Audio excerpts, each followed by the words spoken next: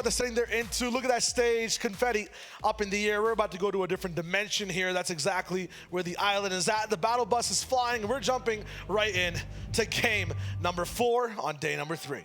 Here we go yet again. Thank the driver on your way out. Let's go ahead and have a great time. See exactly where all these players are going to be dropping. See if anyone's going to be switching anything up. Yesterday, we actually saw sometimes a couple duos said, you know what? We're just going to go ahead and land on the top duo. We're just going to go ahead and try and take them out. Try and get these elims. It ended up not working out for them. But who knows? Maybe we might see some fun success doing that today.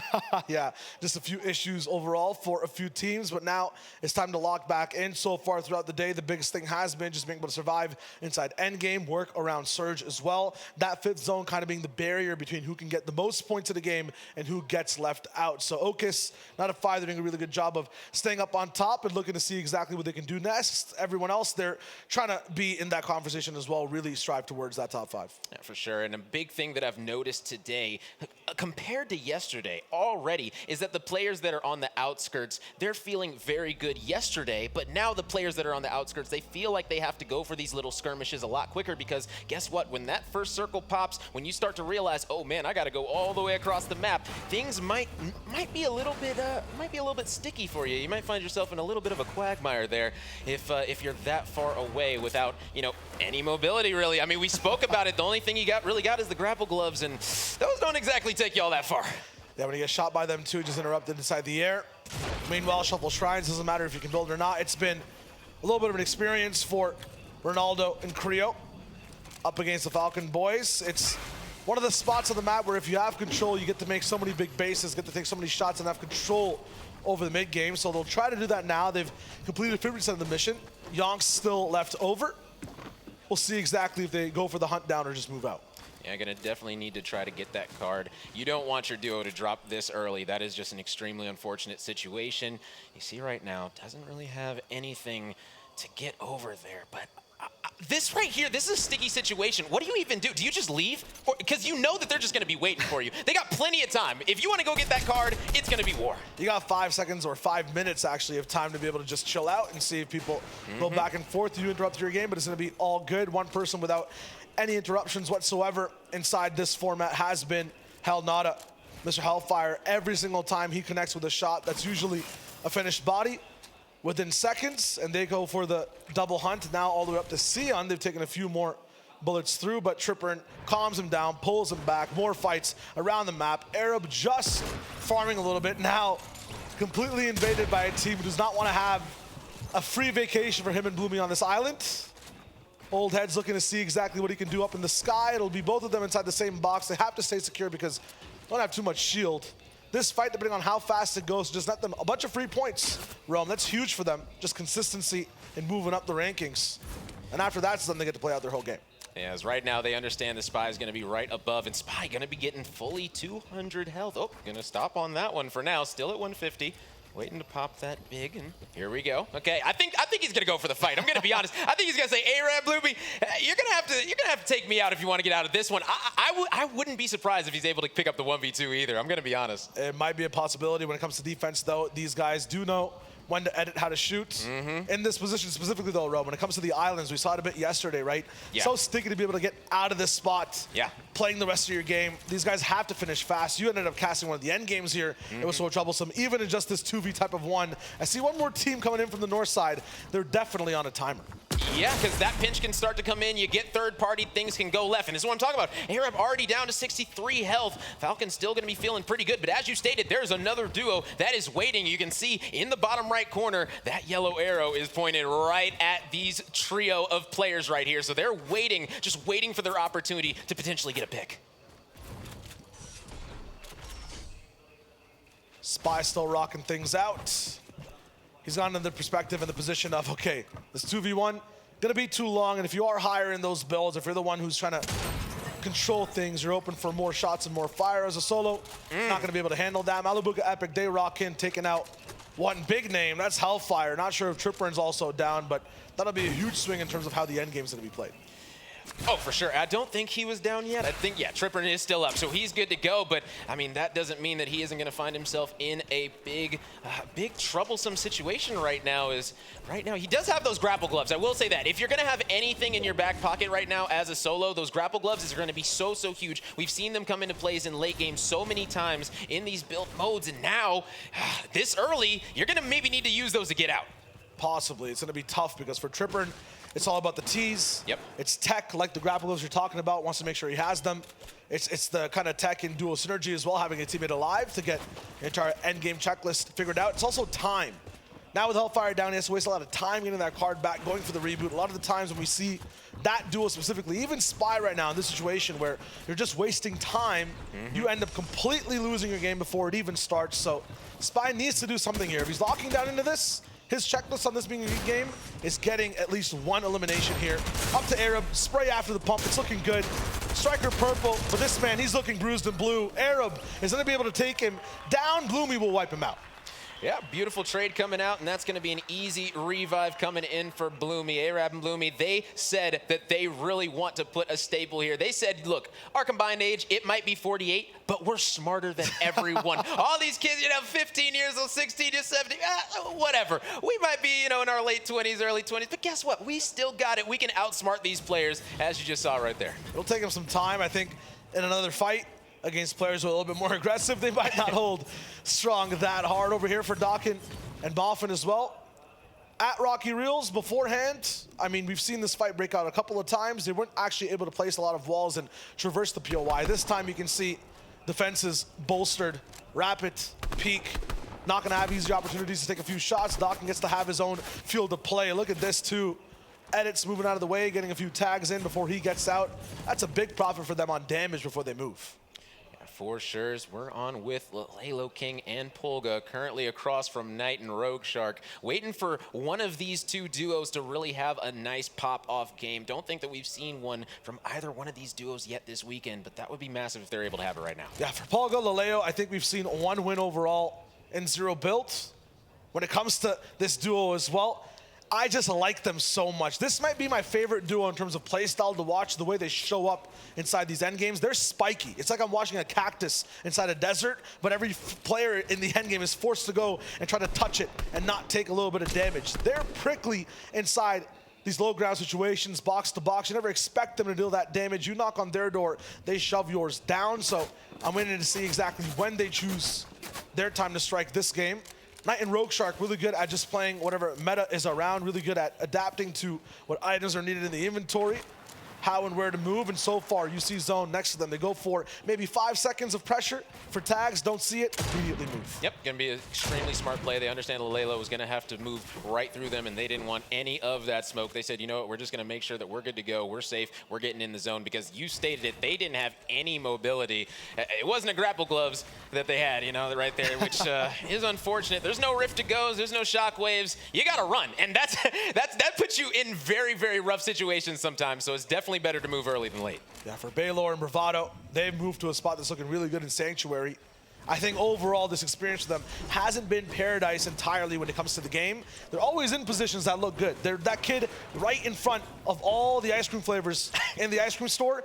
They've got no money though. They're never able to actually buy a scoop. They're in these spots with these huge bases. I never see them able to get those tags. As a result, suffer for surge, suffer for their overall positioning. It's not too tasty. Yeah, they're the kids that go in and just ask for samples. So those are the ones for sure. As we're looking at Edgy and Acorn right now chilling out in a bush, they are just waiting for Valor to peek this one, but it looks like Valor knows that they're there. This is very interesting because Valor's not taking shots on them if he does know that they're in that bush. He's gonna be sticking to that spot a little bit more now too. They just pulled zone. It's right on Acorn Edgy, Baylor and Bravado. A few other teams all around it, and this is kind of troublesome for them inside the circle. They're going to be looking around for a lot of things to happen. No one in there is going to move. If the storm's outside your house, there's no point in going out, outdoors at all. So we have to wait a few minutes, or at least just a little bit, for some of those outside duos to come in. Bravado sees that. He understands nothing's going to happen. They go for the reform immediately. Steno and Luce also active today, looking good overall. They'll rock in with a really good loadout, once again, playing items to their maximum potential. And when it comes to defense, they react fast. Yeah, and the thing about Stino and Lucy is that they are on a revenge tour today, if you ask me. They were in first place for 9 out of 12 of the games heading through the first event that we had. And then they ended up falling, I believe, all the way down to 5th by the time that it ended. So they understand they were at the top for so long. They know what it tastes like to be that close to $250,000. So they are 100% going to be coming in today with a chip on their shoulder. So if any duo is going to be contesting them, they better watch out because this duo is going to be on point. Beforehand, they had the big Tonka trucks to be able to just get out of the way. This time, they've got that attitude. You're absolutely right, Rome. Many other teams in that position, too. We just fell off from Fahad and Mansour. These guys have been looking really good inside box fights. Haven't been able to finish them out under their perspective and circumstances either. Going to be tough overall.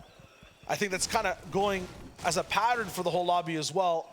Things that you expect to go well, maybe getting interrupted. Clicks taking out Vino inside the feed. That might be good overall to maybe nice Aqua down, make him rethink his steps into moving towards the end game, get a reboot off onto Vino.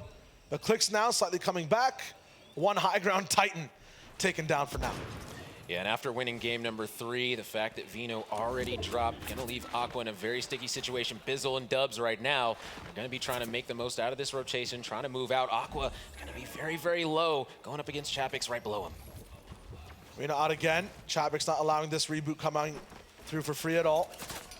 He's got the grapples to be able to just be a little bit more, dainty in the air. He knows exactly where he needs to go. It's looking nice. Aqua, reinforced wall. You're not going to be able to bust through that one, my friend, unfortunately. He'll try to go for that reboot part again. Yeah, he's good, and he has enough time to be able to just lock this res in. The issue is Zona is coming through, albeit slow. He'll have to make moves fast. And Aqua's essentially got max mats right now, so should be good to go, as well as has those armor walls in his back pocket, so things are looking very good. Giannis and Canada gonna be looking to converge on this. Might be trying to make something happen right here, as MF Real's extremely low. The grapple gloves are gonna be there for Canada as they're making their move, and this one's spicy because they're either just trying to get closer to the circle or potentially trying to wreak some havoc on a duo. Definitely a circle move. This is a duo that doesn't like to box fight unless they're forced to. Peek though. Force kind of there because this teammate is down. I don't think there's a van in the circle either. At this point, when you get rebooted in this season, it's from a rift up in the sky. Anyone can easily shoot you down. So he's locked in as a solo. The checklist changes. The VR is not usually available for you if you're just going to be a solo player by yourself. You have to go for the knocks. You have to go for the finishes. Peek finds one onto Arkram. Falconer, the next target. He's going to try to look under the basement to see exactly who's crawling around. I wonder if he lets this revive come through. I don't think that that's going to happen, but he's going for it regardless. And, I mean, it's a bold move, but hey, if you're able to get up Arkram, that's exactly what you want. Whoop, nope, not happening. Yeah, you see, he's still down. Yeah, I was about to say, I don't think that was going to be allowed to come through. But either way, you can see Peek and Reels. Peek is known as a very aggressive player, so I don't think he's going to be letting up whatsoever. We're going down to 29 and ends up getting taken out. Huge play going to be coming out by Falconer, and now you're going to go back, get that safe revive, and oh my goodness, a beautiful, beautiful elimination. You think they're happy now. There's trouble because they're slooming inside that storm. I know we're focused on the map currently, but for Falconer, yeah, there it is. Yonks and Fahad rolling right through, and they heard those shots really rock in.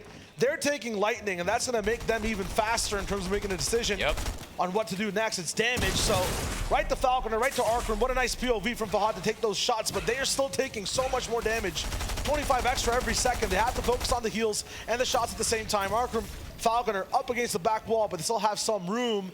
They have time on their side. And they're 240 below. They need to start engaging right here and now. But this duo, they are just keeping them locked down. Only 6 HP gonna be left. Should be dropping very soon. And yes, that is gonna be Yonks meeting his makers. Arkram is just trying to stay alive right now. 18, 16, 14. They're in the storm. They're gonna need to get out of this one. That med mist, it might not be enough. As the revive, is it gonna come through again?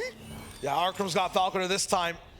One teammate scratches your back, you help him when Storm is taking him down. Really smart from Arkram there too to focus that shield kick. That was huge. Stopped all the heals that were preventing Surge from doing the max damage over to Fahad. But once again, you can see the issues of them trying to get in, not really getting the full picture game after game. Or not Fahad, that was Yonks, excuse me. It's Fahad and Mansour now in a very similar spot. They're gonna be locking in straight over to Macwood. Going for the damage, going for the shots, but Threats is there with the defense. Talk about playing a maximum backline. They're really just pushing back as much as possible. Threats on the top side. He's going on the offensive. buying Mac with some time to heal. He needs that desperately as these guys are so far away from zone. Yeah, it was a solid play for sure, dropping that armor wall, getting up top, trying to get a nice peek, and now Bravado and Falconer are going to be, and Mansour, excuse me, are going to be making their way over, making sure that they're not going to be engaging whatsoever. But another thing that I noticed is Aqua, he did take surge damage. That was actually major because we know that he's a solo currently, and if you're not above that threshold as a solo, whew. It's so much harder to come back. It's impossible. The good thing, though, for a bunch of these teams, especially the ones moving late, Threats, Macwood in this situation, lots of extra loot. You just saw Threats pick up a few shock splashes. And at the same time, this terrain, the trees, you're able to traverse low ground just a little bit more sneakier, a little bit more safer. That's going to be huge for anyone moving in late. Huge for the second place, the top 3 team rocking into Seti, Cammy, low ground, going to be that much more incognito. They can lurk throughout the shadows, use minimal builds. That's exactly what they're doing, waiting for the next portion of their game. Having chug splashes, minis, and grapple gloves in their back pocket, going to be feeling very, very good heading toward these later zones. So we're going to be seeing the next one pretty shortly here. Bravado is just trying to get a little peek, trying to get as much damage as possible because now they're going to be 98 above. They were just below for a half a second. And you can see how much damage. Now they're only 18 above. That's how quickly things can change. This is going to be getting very, very dicey. Just in a second, everyone from the south will have to move up. It's a very good zone for them overall. Just need to edge in just a little bit. Grapple Glove's going to be in tow there too. The Bugle teams will have domination over exactly what happens, who has a say in terms of moving in. They can get the last chance slot and moving over. No one, though, is moving out just now. Tayson and Thomas rocking back and forth against Jelty. No Vico. Jelty, minimal HP. He's going to be taken out. Yeah, definitely going to be unfortunate dropping there, but Thomas, HD, definitely one of those players that everyone has their eyes on. There's a lot of players that people are just looking at and saying, you better perform because the expectations are that high, and Thomas definitely going to be one of those players. We saw what he was able to do in the no-build scenario, absolutely popping off, but guess what? That's not even the bread and butter for him, so he really wants to have a great performance here today. Saw what he could do in some of the last games as well, but super clutch Thomas has yet to be consistent. Inside Battle Royale, Knight and Shark. Once again, a team that can only be a surprise in terms of result when it comes to this game. They're going to be looking to see if they can find anything up inside these builds. It's so interesting when two teams are side by side right next to each other, especially in an advantageous portion of the zone. Whoever moves first is usually going to be the ones taking a little bit of damage. After that, that second team can go in. They'll have more of the lobby to deal with overall moving in the zone, but it's going to be so close, it won't matter that much for Knight and Shark. What these guys need to do for the moment is find a way to get a refresh on mats, find a way to maybe pick apart a team before that endgame starts. They need some type of power if they want to stick around for a long time. Macwood has a lot of it for the moment. Threats picked up one elimination, and at the same time, this man, although he's burning through a lot of his builds, ammunition, everything is there in the inventory to have a solid game. He hasn't used any of those bullets, though. He's going to be low on surge, 60 above right now for Macwood. And because of the rivers and jungles, the terrain down below, it's tough for him to move in on his terms. Oh, for sure. As you can see, that circle is closing in, and all these duos that were at the bottom, they are all converging in the same area, and that is going to be just absolutely insanity in that bottom half. Like, look at the map right now. That bottom ring is just filled with duos stacked on top of each other. If that circle draws toward the top, you better have some grapple gloves in your back pocket. That's all I gotta say. Even then, they gotta be used with good timing. Okus now in pressure as well. Tripper and taking him out is gonna be huge for this duo to rock back into the game. Hellfire back too, gonna be nice for them. Moving through. And with grapple gloves, it looks like this man didn't even miss a beat inside this game. Few more players though under pressure towards the backside. It's gonna be tough for these guys to strive. It does pull left, and the majority of the lobby needs to move. Okus though gets to just hold on to the spot and absorb this spray. I think Tripper and Hellfire, they know exactly what's happening here. Okus is a solo, and so much easier to be put pressure on.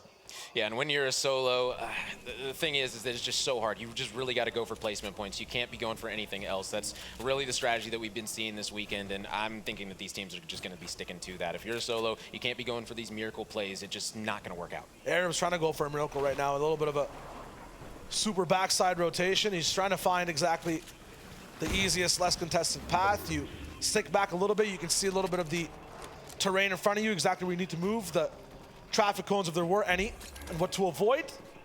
He finds a way to get in unscathed. As I say that, they take a little bit of damage and have to stop a team right beside them, giving them a tough time. Dawson Pink still alive. Tripper and actually takes out Polga and Okus at the same time. Laleo going down in that situation as well. So forcing one of those 3 box fight type situations. Knight and Shark end up low. Queasy right beside him too.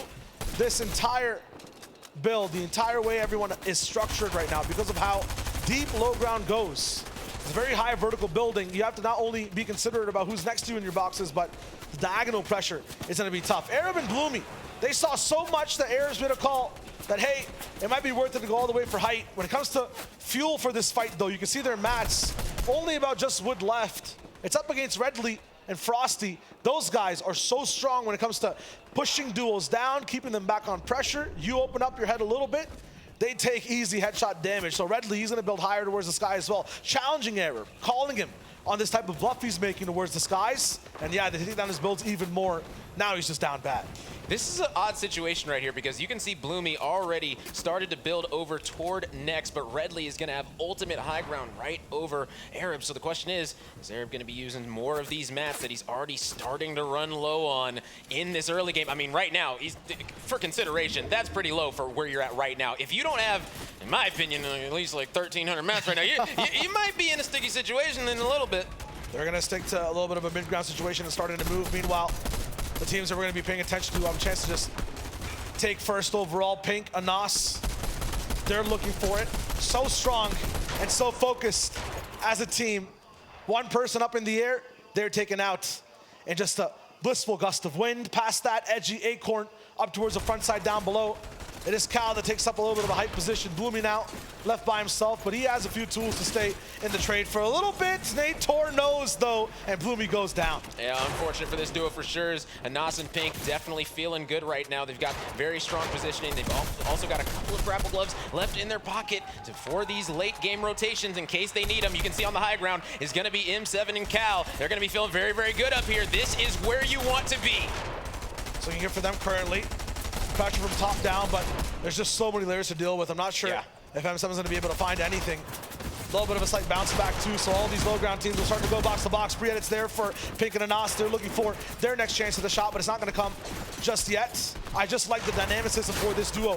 They're looking left and right. They're watching these fights with F-Squad and Kovacs just absolutely implode and break apart. They're focused on every single side of their box. Meanwhile, up top inside the sky, M7, Cal, they're looking fine, but on second height, Bizzle clashes with Queasy. It's a battle of kings, and Bizzle goes all the way down. Pink's also looking for his opportunity to be a little bit more influential inside this game. They're holding their tongue. They're not in the conversation just yet. They're taking other people out. Andelek's not going to be able to see the next light of day. After that, they go way back in the storm. Pink's looking to see exactly what he can do next, but he doesn't find much. Traffic jam. A little bit of a bumper car situation between boxes for that duo. Epic and Malibuca, though, their lane isn't free at all either. Red lights inside their boxes. Acorn looking up top at Cal. He's going to be running out of mats too. Just 2 left, and now he's Bareborn's dry. Right now, they're going to be dropping down. Is going to be taking a little bit of damage. As right now, Cal is just looking for somebody, anybody. M7 is going to be dropping. Cal wasn't able to get to his teammate in time, but are you going to be able to clutch it up? You're able to knock 1. Was he able to knock 2? I'm not sure. Tripper is able to get the elimination, though. Dubs picks up 1 onto Pink, which is going to be massive because we all know what Pink's capable of. Cal, and right now, as the solo, trying to clutch it up, trying to be the hero for his duo. Huge eyes for Cal to turn around when the mats runs completely down. Tripper and Hellfire, though, the X factor for this end game. Looking so good. Questions for everyone else, but they have the answers. Jumping in, box after box, getting so many eliminations. And now they have maximum low ground control. Duke on the left side. They can hear him, smell him. They're going to be pure reactionary to it. Big shots from the auto shot in here from Tripper. Duke will go down. Hellfire playing his own game. They're winning their 1s against 3s. This is huge. The power for this duo, and now they're linked together again. And now 3 duos and 1 solo remaining. Make it only 3 duos left. Bizzle and Dubs are going to be looking to clutch this one up as they've got the ultimate high ground over everyone right now. Are Bizzle and Dubs, the quote-unquote Lanimals, going to be able to clutch it up here in game number 4 and get their first victory royale of the weekend? They're going to try for it, have the option for heals too, so Dubs will look back to see if that's a possible advantage. Hellfire, though, a haircut that he wasn't ready to receive. He's going to be so low, and Thomas HD's rolling around the box. Whistle sees him, though. He gets snuffed out. Now final 2v2. They've got no space to breathe. Dubs is there as well. Bizzle, Dubs. They said they'd do it, and they lock it in. A win for NA and a win for the big boys. They're going to be feeling good about that one. So clutch coming out right there from Dubs and Bizzle. They wanted to make statements, and that's exactly how you do it. Getting that high ground.